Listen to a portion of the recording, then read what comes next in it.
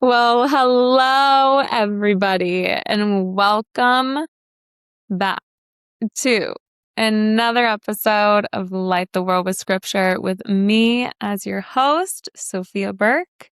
It is a pleasure to be on your screen. It's a pleasure to be in your ears. It is a pleasure to be able to share the word of Jesus with you today. I know I took the time off to just be a human being and not record anything. This is something that I had felt in my flesh, in my bones. And if you go back to the beginning of all these episodes, you might be able to see the movement and the urgency of needing to just talk about Jesus and talk about the Bible. Something I've learned across the course of all of this is how much the world truly distracts you from your goal, from a main event or hobby or whatever it may be. I've realized how unhealthy of an amount of I've allowed my life to just fly by me. And I've done this for almost a year. And the reason why I started this is because I felt it in my bones. Jesus was here doing something with these podcasts. Through these podcasts, I've gotten a lot of messages through different sources where people are thanking just to have the podcast, to listen to scripture and to feel like somebody can relate. And I'm sure through some of the experiences that I have shared, I'm sure, unfortunately, that I do relate with a lot of people, or a lot of people do relate with me, or we have a lot of very similar upbringings or the trauma. I'm learning that I think an entire generation just kept praying for mercy or clarity or answers, and I've learned that we don't get clarity without having to go through certain experiences to be able to get the wisdom and the knowledge by going through it and then getting on the other side of things. So that is very fun chapter for me. I want to read John chapter 8, verse 12 to you guys. The verse of the day really captured my attention. Day by day, we wake up, you do the same routine, you come home, it's the same routine. How much time in your day do you have to actually do things to experience life, or do things for your mental health, or do things for any part of your life other than working and having the responsibilities? And I realized how much we get lost in the distractions and how easy it is to be able to do that. And I pray so hard for a shield so tough that no more distractions can take this away from me. This is a human experience, and it's wild that just because I am posting my experience about reading the Bible, that the amount of kickback that I've received from random people to people that I know, like I said, I'm not perfect. I'm not claiming to be anything perfect. I'm a natural, normal, unnormal, whatever. I'm a human being, just like every single one of you, reading the Bible, but doing it out loud because I want to, just like you want to watch this. I am going to read to you John 8:12. Then Jesus spoke to them again, saying, I am the light of the world. He who follows me shall not walk in darkness, but have the light of life. Today's verse, John 8:12, invites us to reflect on Jesus' powerful declaration. He is the light of the world. When Jesus spoke these words, he was addressing a crowd during the Feast of Tabernacles, a festival filled with lamps and lights. His statement wasn't just poetic, it was a bold claim to be a true source of spiritual illumination, guiding us out of darkness and into God's marvelous light. Darkness in the Bible often symbolizes confusion, ignorance, sin and separation from God.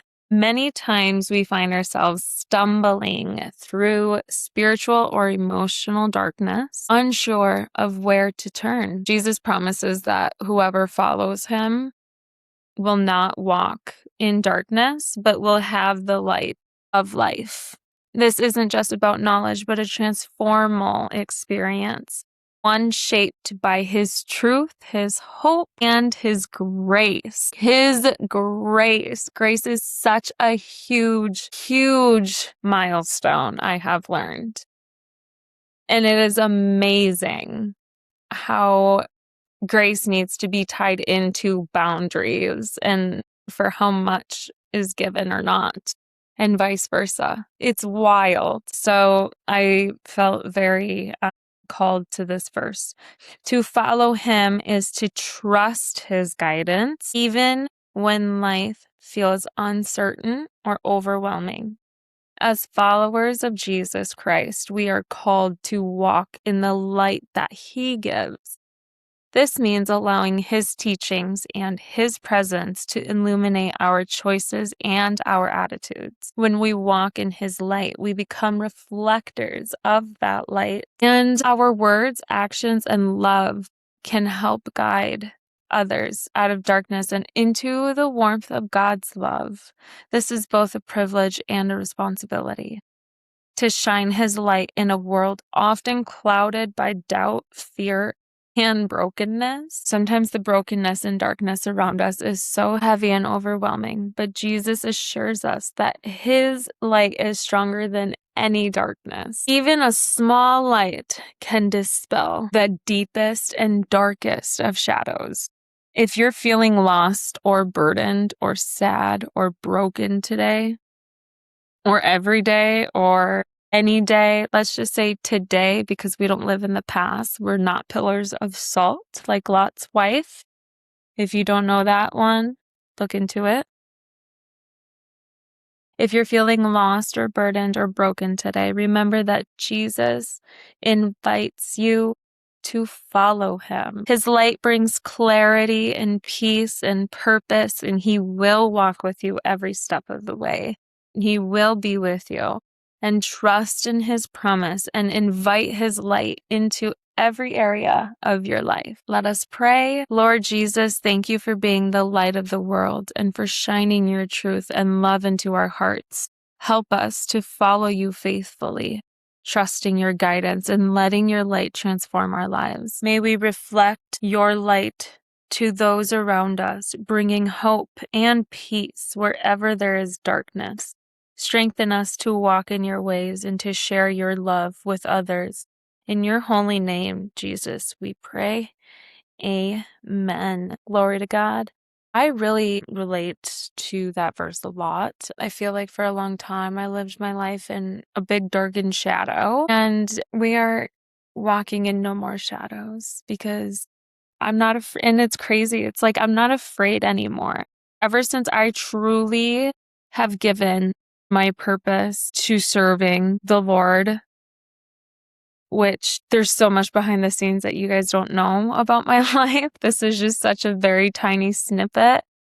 And Jesus truly has made me feel like I'm not afraid of anything. I'm not afraid to serve. And that's all I want to do.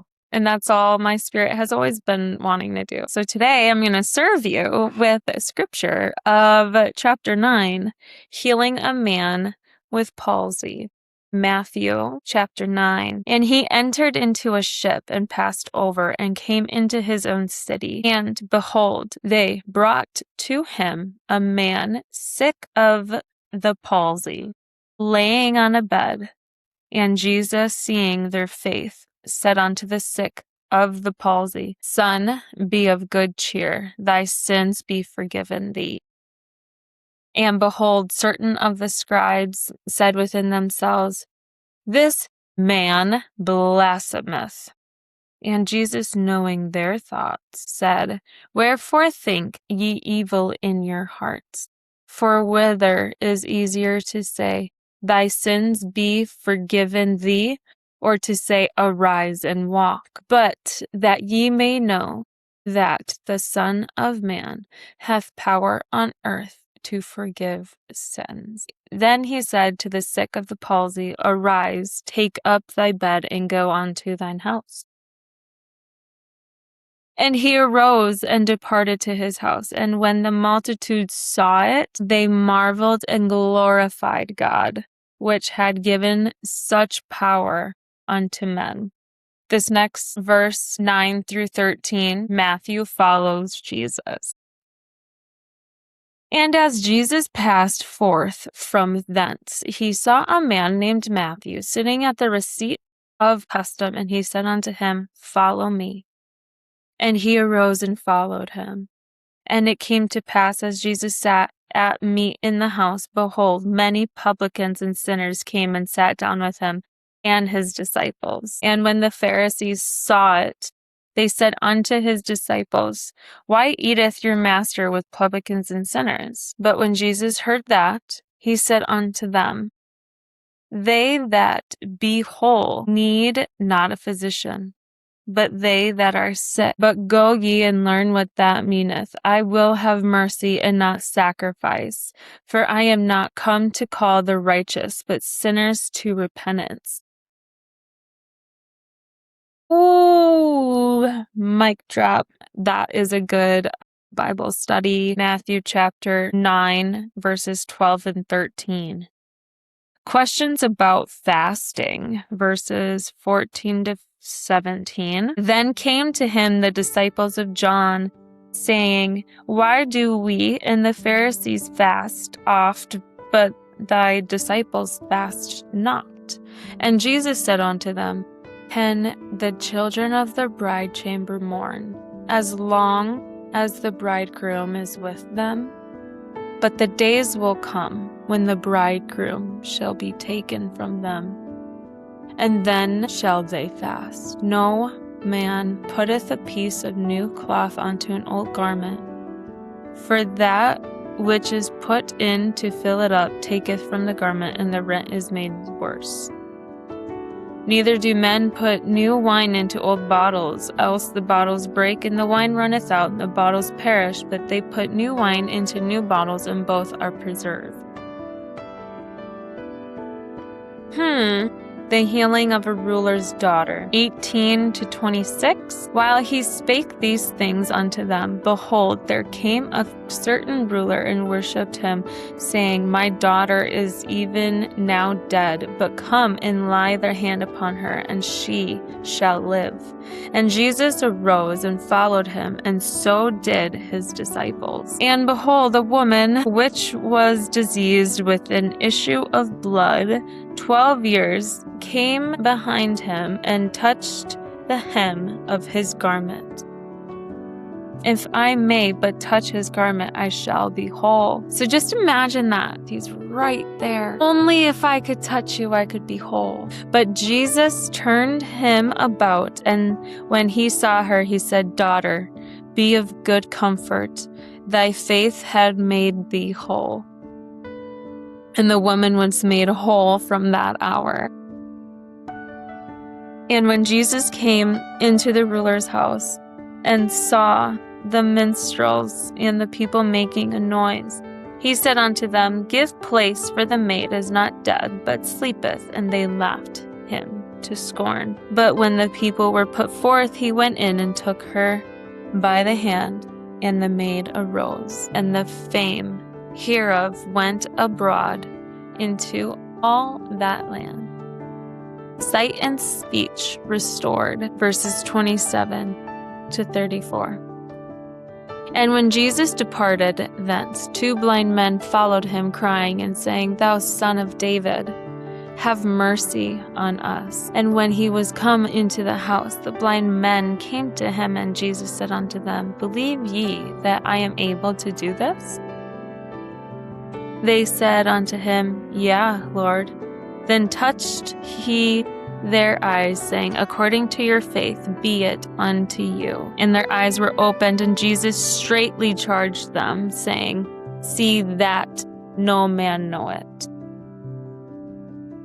But they, when they were departed, spread abroad his fame in all that country. That is so amazing. So he's asking, do you believe that I can heal your eyes, your eyesight? And they say yes. And he touches their eyes and then they can see. And they go and they tell everybody about it. As they went out, behold, they brought to him a dumb man possessed with a devil. And when the devil was cast out, the dumb spake, and the multitudes marveled, saying, it was never so seen in Israel. But the Pharisees said, he casteth out devils through the prince of the devils. See, they're already trying to turn on him. Gosh, leave our man alone, right? Laborers for the harvest is the last section. And Jesus went about all the cities and villages, teaching in their synagogues and preaching the gospel of the kingdom and healing every sickness and every disease among the people. But when he saw the multitudes, he was moved with compassion on them because they fainted. And they were scattered abroad as sheep having no shepherd. Then saith he unto his disciples, the harvest truly is plenteous, but the laborers are few. Pray ye therefore the Lord of the harvest, that he will send forth laborers into his harvest. Amen. That was a good one. I want to keep reading. Instructions to the disciples is next, you guys. See, Matthew's chapter is about what Jesus did. I'm reading from a book that has been on this planet for centuries, for years. Glory to God. Thank you for being here. And somebody pointed out that my pointing and my hand movements are evil. I just want you to know that I talk with my hands. I'm very animative, I guess, apparently. They kind of just do whatever they want to do because they're hardworking. All right, guys, I love you all. Glory to God. And I will see you much sooner. I promise. Mwah!